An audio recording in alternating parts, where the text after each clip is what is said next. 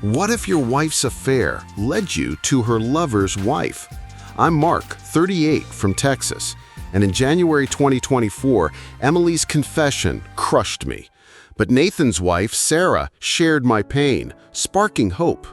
Watch this true infidelity story of betrayal, divorce, and a surprising bond unfold. Trust can slip away quiet as a Texas dawn, leaving you wondering when the cracks first showed. I'm Mark Reynolds, 38 years old, living in Austin with my wife Emily and our kids, Mia and Ethan, or so I thought. Our life was steady in January 2024. For weeks, I'd felt a chill in our home, like Gnorther blowing through the hill country despite the warm cedar floors. Emily's hugs felt stiff, her glances darted away, her late nights at work piling up like unpaid bills on the kitchen counter. I tried to shrug it off, chalking it up to stress, but Mia's questions, "Why's Mom so quiet?" and Ethan's clinginess told me it wasn't just in my head. I'm not one to dodge the truth, so I took my bike out one Sunday, pedaling for hours along the Colorado River, the wind sharp against my face. No destination, just motion, letting the rhythm of the pedals untangle the knot in my chest, replaying every cold shoulder, every half-finished excuse. I knew something was wrong, had known for weeks, but admitting it felt like stepping off a cliff into a West Texas canyon. That day, I made my choice. No more pretending, no more waiting for answers that wouldn't come on their own. I rode home, legs heavy, heart heavier. The decision carved deep like initials in an old oak tree. Turning the key in the door, the house was silent, heavier than a summer storm holding its breath. Emily sat at the dining table, staring at nothing, her hands folded tight like she was bracing for a fall. She didn't flinch when I walked in, didn't fake a smile, just looked at me with eyes that knew this moment was coming. I dropped my keys on the counter, the clink loud in the quiet, and stood across from her, my shadow long on the floor. She stood, tried to speak, but I raised a hand, asking for silence, my voice calm but heavy as a gavel. "Emily, I've seen it for weeks," I said, each word deliberate, like stones laid in a riverbed. "Something's off. You're not here, not really. And the kids feel it too." I named the signs, her late nights, her distance, Mia's questions, Ethan's fear, and watched her face crumble like dry clay. She opened her mouth, maybe to deny it, but I didn't let her dodge. "It's Nathan, isn't it?" Nathan, her coworker, the guy whose name slipped too often in her stories. Some truths hit like a Texas thunderstorm, tearing through your life with lightning you can't dodge. I'm Mark Reynolds, 38, standing in my Austin dining room, January 2024, facing my wife Emily, her silence louder than the cicadas outside our hill country home. I just called out Nathan's name, her coworker, the guy whose shadow had crept into our marriage, tainting every late-night work excuse she'd fed me. Her face crumpled like a Longhorn Stadium banner in a gust, and she sank into the chair, hands covering her eyes as if she could hide from the truth. I pulled out a seat across from her, the oak table between us, cold as the distance we'd been living for weeks. My heart pounded like boots stomping at a honky-tonk, but my voice stayed steady, carved from years of holding it together for Mia and Ethan. "Tell me, Emily," I said, each word heavy as a saddle. "How long have you been sneaking around with him?" She flinched, her hands dropping, eyes wet but defiant, like a cornered Mustang ready to bolt across the plains. "I didn't mean for it to happen," she whispered, voice trembling like leaves in a West Texas wind. "It started a few months ago. Nathan was just there, listening when I felt alone." Alone. The word stung like a mesquite thorn, twisting deeper as I thought of our kids, our home, the life we'd built. "You felt alone?" I echoed, leaning forward, my voice low but sharp as a Bowie knife. "I'm here every day, Emily, cooking for Mia, helping Ethan with homework, keeping this family together." She shook her head, tears spilling, her excuses piling up like tumbleweeds against a barbed wire fence. "It's not you, Mark," she said, voice cracking like dry clay under boots. "It's us, the routine, the fights, the way we stopped talking, really talking." I wanted to laugh, bitter and cold, but it stuck in my throat, choked by the weight of her betrayal. "Every couple hits rough patches," I said, my eyes locked on hers, unyielding as Texas granite. "But you chose to cheat, to lie, to run to Nathan instead of fighting for us." Emily sobbed, her hands clutching the table like she could hold on to the life she just torched. "I'm sorry," she choked out. "I didn't want to hurt you or the kids. I thought I could fix it." Fix it? I thought of Mia's worried eyes, Ethan's questions. Is Mom mad at us? And my anger flared like a brush fire. "You thought wrong," I said, standing, my voice hard as the oak floor beneath me. "I've got divorce papers ready, Emily. My lawyer's waiting for your signature." Her head snapped up, eyes wide, like a deer caught in a truck's headlights on a back road. "Divorce?" she gasped, reaching for my arm, her touch cold as a January norther. "Mark, please, let's talk. We can work through this, for Mia, for Ethan." I pulled away, my heart a storm, but my face stone, forged by weeks of her lies and half-truths. "The kids deserve better than a mother who sneaks around," I said, each word a hammer on her guilt. "I waited for you to come clean, to fight for us, but all I got was silence and excuses." She stood, tears streaming, her voice desperate like a lost calf calling for its herd. "I'll end it with Nathan," she pleaded. "I'll do anything, counseling, whatever you want." I shook my head. The decision made miles ago on that bike ride along the Colorado River. "It's over, Emily," I said, voice calm but final, like a gate swinging shut on a ranch. "You chose him. You don't get to rewrite the ending now." I walked to my office, grabbed the folder with the divorce papers and set it on the table, the thud loud in the quiet. "They're signed," I said. "You've got till Friday to do the same or my lawyer moves forward." Emily stared at the folder, her hands trembling, like she could will it away with her tears. "Mark, please," she whispered, but I was already at the door, my boots heavy on the hardwood. "I don't hate you," I said, pausing, not looking back, "but I'm done carrying your lies." I walked out into the Austin night, the stars sharp above, leaving her with the silence she'd built. Her affair with Nathan wasn't just a mistake, it was a choice that burned our family down, and I wasn't staying in the ashes. Pain can bind you to a stranger, like a Texas rope tying two souls caught in the same storm. I'm Mark Reynolds, 38, holed up in an Austin motel, January 2024, days after Emily's confession that her affair with Nathan, her co-worker, had gutted our marriage like a hill country wildfire. I'd left the divorce papers on our dining table, walked out on her tears, my heart heavy but set on protecting Mia and Ethan from her lies. The motel's neon buzzed outside, a lonely soundtrack to my nights, but I wasn't alone for long. Someone else knew my pain, and she was about to change everything. 2 days after I moved out, my phone lit up with a text from an unknown number, short and sharp like a Spurs jab. "I'm Sarah, Nathan's wife. Can we talk?" My gut twisted, like I'd been thrown from a Bronco, reading her name over and over, unsure if it was a trap or a lifeline. I typed back a cautious yes, suggesting a quiet coffee shop off South Congress, far from the prying eyes of our Austin neighborhood. When I walked into the shop, Sarah was already there, clutching a mug like it was the only thing keeping her grounded, her face tired but fierce, like a longhorn standing tall after a stampede. Our eyes met, and it was like looking into a mirror.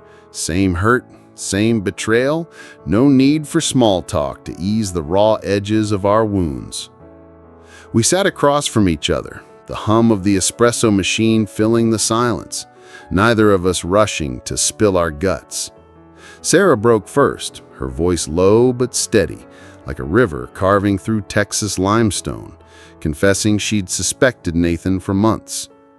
His phone was always silent, she said, eyes fixed on her coffee, late nights at the office, hugs that felt like he was already gone. She'd found a deleted text, a notification with Emily's name, and pieced it together, her heart breaking with every clue, like a quilt unraveling stitch by stitch. "I'm a teacher," she added, a flicker of pride cutting through her pain, raised by a single mom who taught me to value honesty above all. Her mother's lessons, hard-won in a small Texas town, shaped Sarah's moral compass. Cheating wasn't just wrong. It was a betrayal of self-respect, a line she'd never cross. Hearing her story, I felt a pang of respect. She wasn't just Nathan's wife. She was a woman who'd fought to live true, only to be blindsided, like me. I shared my side, voice rough like gravel under boots, telling her about Emily's late nights, her cold silences, Mia's worried questions, Ethan's clingy hugs. "It wasn't just the affair," I said, leaning forward, my hands gripping the table like it could steady my world. "It's the lies, months of them while I was tucking our kids in, thinking we were a family." Sarah nodded, her eyes wet but sharp, pulling out her phone to show me evidence. A credit card receipt for a downtown hotel, a screenshot of Nathan's text to Emily, "Miss you tonight." I showed her a photo I'd found on Emily's laptop, Nathan's car parked at a bar they'd claimed was a work event, the timestamp mocking our trust. We laid our pain bare, like spreading a map of a battlefield, each detail a wound we'd carried alone too long. "It's like they wrote the same script," Sarah said, a bitter laugh escaping, her voice sharp as a mesquite thorn. "Cheating's bad enough, but the lying, that's what kills you, bit by bit." I agreed, my chest loosening, like a knot untied after years, her understanding a balm I didn't know I needed. She told me about her past, a rough childhood in Waco, her mom working double shifts to keep them afloat, teaching Sarah to face hard truths head on. She thought Nathan was my truth, she said, voice cracking, but he's just another lesson I didn't want to learn. Her strength, rooted in that gritty upbringing, made her more than a victim. She was a survivor, a heroine in her own story, and I felt a spark of hope. "What now?" I asked, stirring my coffee, the steam rising like the questions between us. "I haven't decided," Sarah admitted, her eyes searching mine. "Divorce, maybe. But I need to know I'm not breaking for nothing." I nodded, thinking of Mia and Ethan, their faces when I'd explain why Mom and Dad lived apart.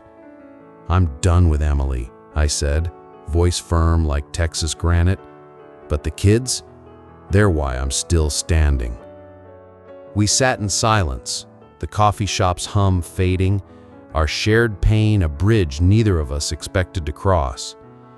As we left, Sarah thanked me, her voice soft but sure, like a breeze after a storm, saying she'd text if she needed to talk again. I nodded, no promises, but a door left open, her strength lingering like the scent of cedar in my truck. Emily's affair with Nathan had shattered my world, but Sarah's call was a crack of light, showing me I wasn't alone in the wreckage. Betrayal doesn't just end with words, it ripples out like a stone tossed into a Texas creek, stirring up mud you can't ignore. I'm Mark Reynolds, 38, back in my Austin home, late January 2024, after Emily's affair with Nathan, her coworker, shattered our family like a longhorn charging through a barbed wire fence. Meeting Sarah, Nathan's wife, in that South Congress coffee shop had cracked open a door I didn't expect, a shared pain that felt like a lifeline in the wreckage of our marriages. But the fallout was just beginning, and I had to face it head on, for Mia, for Ethan, and for the man I was still trying to be. A week after leaving the divorce papers with Emily, I got her call, her voice trembling like a hill country breeze before a storm, begging to talk in person. I agreed, not for her, but for our kids. Mia's quiet tears, Ethan's clingy hugs deserved a father who showed up, no matter how raw my heart felt. I knocked on our front door, the cedar frame familiar yet foreign, like a song you love but can't sing anymore. Emily answered, eyes puffy, her usual polish gone, looking like a ghost of the woman I'd married under Austin's oak trees.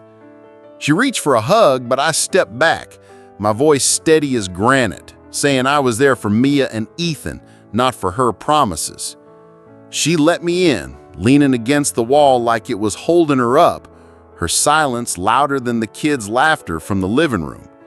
Mia and Ethan were on the couch, eyes glued to a cartoon, but their faces lit up when they saw me like stars breaking through a cloudy Texas night. I knelt before them, heart pounding like boots on a honky-tonk floor, and spoke soft, like I was tucking them in. "Dad's gonna live somewhere else now," I said, my voice calm despite the ache, "but I love you more than ever, and I'll always be close." Mia nodded, biting her lip, her eyes too wise for 9, while Ethan, 6, asked if we'd still have taco nights on Fridays.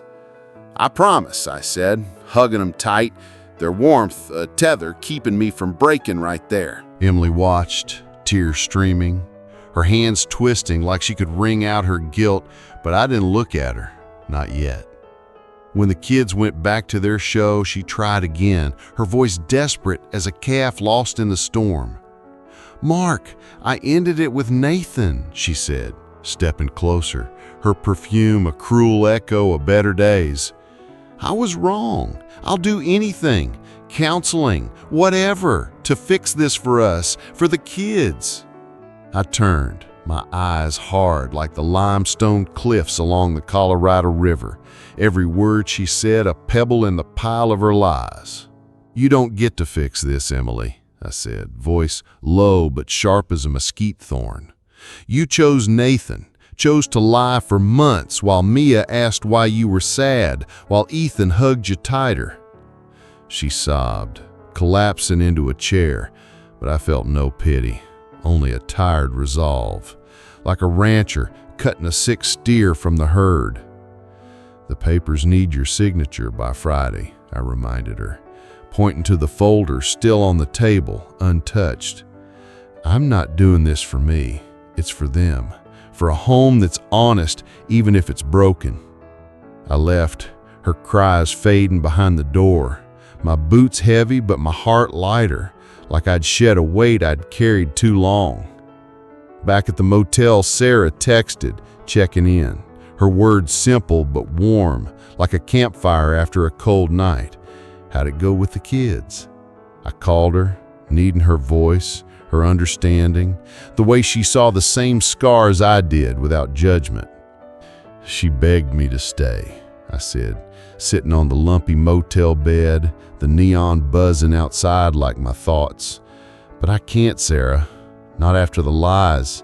Not when I see Mia's face, Ethan's questions."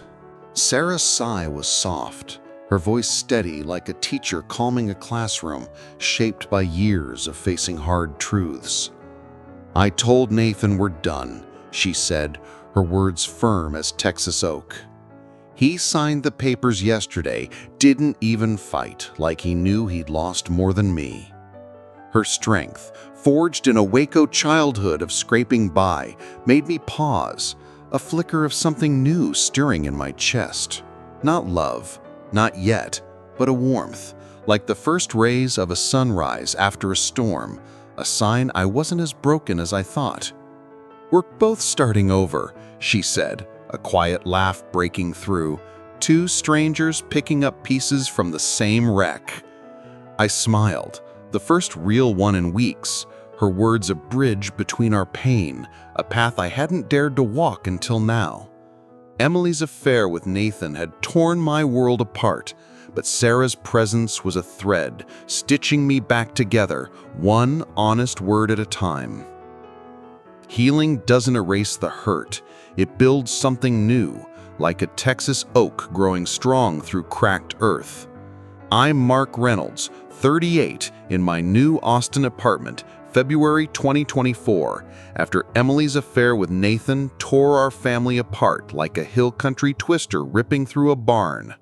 The divorce papers were signed, the ink final as a Longhorn brand, but the real work was piecing my life back together for Mia and Ethan, with Sarah's unexpected light guiding me forward. A month after Emily's plea fell flat, the divorce went through. A cold email from my lawyer confirming what my heart already knew. It was over. Sarah finalized hers too, Nathan signing without a fight, his cowardice as predictable as a Dallas summer heat wave. We met at a Zilker park bench, her teacher's poise unshaken despite the chaos, her Waco roots, raised by a single mom who valued truth, shining through in her steady gaze. "You okay?" she asked, her voice warm like cedar smoke, her eyes searching mine like she saw the scars I hid from everyone else. I nodded, my chest lighter, her presence a balm after months of carrying Emily's betrayal like a saddle too heavy for the trail. "I'm starting to be," I said, a half smile breaking through, the first sign my heart wasn't as busted as I'd thought. Sarah's strength, forged in a childhood of scraping by, wasn't just talk, she lived it, choosing honesty over Nathan's lies, a heroine in a story neither of us planned. We'd been texting daily, sharing the weight of kids' questions, court dates, and the guilt of broken homes, our bond growing like wildflowers along a Texas highway. "I never thought I'd trust again," I admitted, watching joggers past, my voice low like a confession in a quiet bar. "But you, Sarah, you make me think it's possible, like I'm not just Mia and Ethan's dad, but me again." She smiled, soft but sure, her hand brushing mine, a spark that didn't scare me, but warmed me like a campfire after a cold night. "We're both learning," she said, her moral compass clear as a starry Austin sky, but trust starts with truth, and we've got that. I felt my walls crack, not from pain, but hope, Emily's shadow fading as Sarah's honesty lit a path I hadn't dared to walk. Back home, Emily struggled, her calls to Mia and Ethan going unanswered, their trust shattered like a dropped Lone Star bottle. She showed up at Mia's school one afternoon, hoping to catch her after class, her face etched with regret like a weathered barn door. "Mia, honey," she called, voice trembling, holding a stuffed unicorn, a desperate echo of their old bedtime rituals. Mia froze, her backpack heavy, eyes hard like her dad's, and said, "You lied to us, Mom. I don't want your toys." Emily's tears fell, her apologies, "I'm so sorry, I'll be better," lost in the wind as Mia walked to my truck, Ethan trailing, silent. Her remorse was real, but too late, like rain after a drought, unable to mend the trust she'd burned with Nathan's name. I heard about it from Mia, her voice small but firm, and held her close, promising taco nights would stay no matter what. Sarah joined us for one weeks later, cautious as a deer at a waterhole, her teacher's patience winning Ethan over with a joke about armadillos. Mia watched, wary, but warmed when Sarah asked about her soccer game, her interest genuine, not forced like Emily's last hugs. "She's nice, Dad," Mia said later, her words a seed of trust, planting hope in the ashes of our old life. Sarah didn't push, her Waco grit showing in her quiet respect for their space, a contrast to Nathan's selfish charm that had fooled her once. "I lost my dad young," she told me over coffee, her voice steady but soft, "so I know kids need time, not pressure." Her past, growing up with a mom who taught her to face pain with dignity, made her a rock, not just for me, but for Mia and Ethan's healing. I leaned into her strength, my heart opening like a bluebonnet after winter, not rushing, but growing, steady as a Texas sunrise.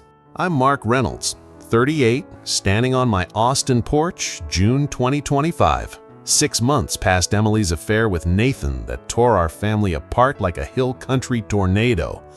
With Sarah by my side, her quiet strength a beacon, I've rebuilt a life for Mia and Ethan, stronger than the oak trees shading our new home. The divorce is history, a closed chapter, but Emily's shadow lingers. Her affair with Nathan, a scar that taught me to value truth over trust. She's alone now, in a rented apartment off Lamar, her calls to Mia unanswered, Ethan's texts short, her remorse as futile as rain on parched West Texas dirt. At Mia's 10th birthday, Emily showed up, a cake in hand, hoping for a smile, but Mia turned away, saying, "You broke Dad's heart, Mom." Emily's tears fell, her apologies drowned by party laughter, her guilt a weight she'll carry like a longhorn yoke, no redemption in sight. Sarah, raised in Waco by a mom who prized honesty, never tried to replace Emily. She just showed up, steady as a cedar fence post. Her past, scraping by with a single mother, taught her to face pain with grace, making her a heroine not just for me, but for Mia and Ethan. At Ethan's soccer game, she cheered louder than anyone, her teacher's heart winning his shy grin when she high-fived his goal. Mia, tougher at 9, softened over Sarah's book club nights, sharing stories like secrets under Austin's starry sky. "They like you," I told Sarah one evening, grilling burgers in our backyard, her laugh warm like a shiner by a campfire. "They're your kids," she said, her eyes clear as a Texas spring. "I'm just lucky to be here, building something real with you." That night, as Mia and Ethan slept, we sat on the couch, her hand in mine, a quiet trust growing like bluebonnets along a highway.